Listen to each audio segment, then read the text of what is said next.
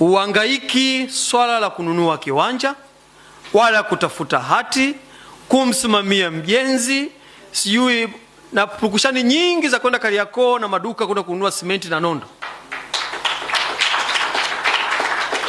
Naomba nitumie platform hii kwa taasisi zingine ambazo zinajihusisha na eneo hili la nyumba na makazi, wafanye research ya kutosha,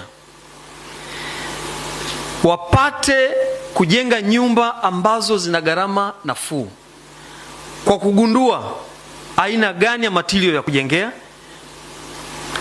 ramani gani isiyochukua gharama nafuu, wapi kwa kujenga, lakini pia maeneo hayo yawekewe miundombinu yote ya upatikanaji wa huduma zile za kijamii: barabara, umeme, maji, kiasi kwamba mtu akienda kununua pale anaenda kuishi moja kwa moja. Na wasihi vijana wenzangu, njoni muwekeze kwenye hati fungani hii. Wawekezaji wakubwa sasa hivi ni vijana. Hamjapotea na mtakuwa salama kwa fedha zenu kuwekeza eneo ambalo hautumii nguvu kubwa katika kupata faida.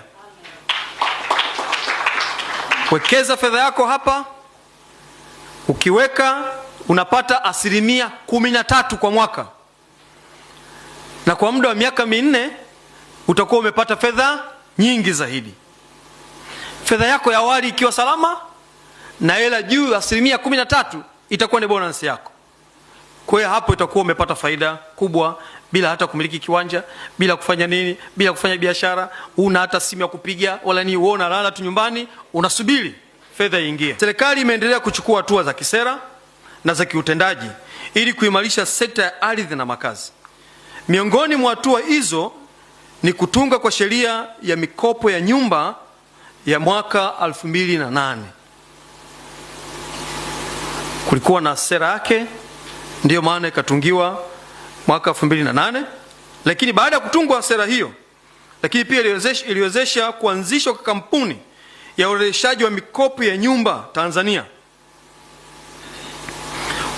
Kupitia kampuni hiyo ya urejeshaji wa mikopo ya nyumba Tanzania, taasisi za fedha zimekuwa zikipewa ukwasi wa muda mrefu ili kuongeza uwezo wa kutoa mikopo ya nyumba kwa wananchi.